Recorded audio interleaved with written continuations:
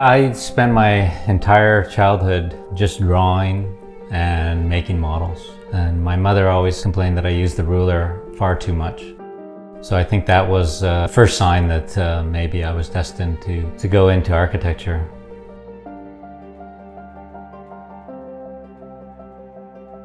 My name is Jack Kobayashi, and I'm an architect and urban planner based in Whitehorse, Yukon. We are modernists at heart, and I think that's why we look to Scandinavia for many of our references in design.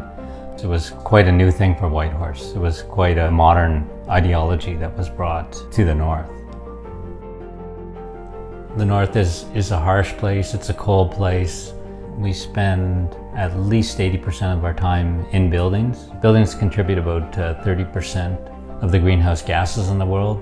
Northern buildings contribute far more than their share of that. So we always think of energy conservation and sustainability in the fundamentals. How a building is placed on a site.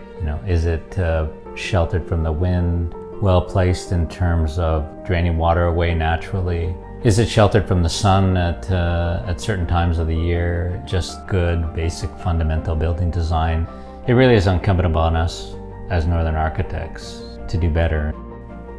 I always think back at the sundial as this perfect functional tool.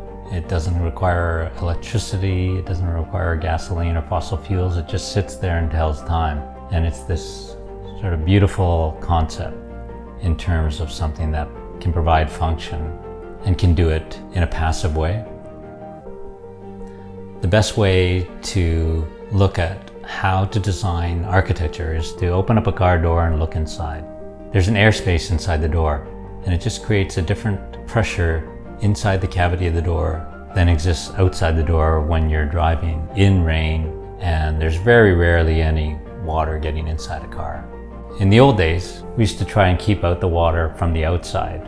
It actually doesn't seem like such a big deal, but what happens here is that it frees up the car designer to create a very, very elegant exterior door.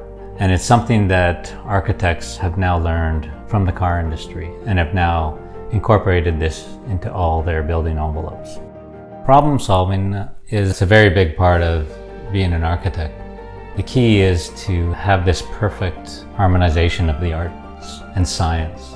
When we think about good design, we think of consideration. That is a key aspect to sustainability. It's putting thought into something before you create it.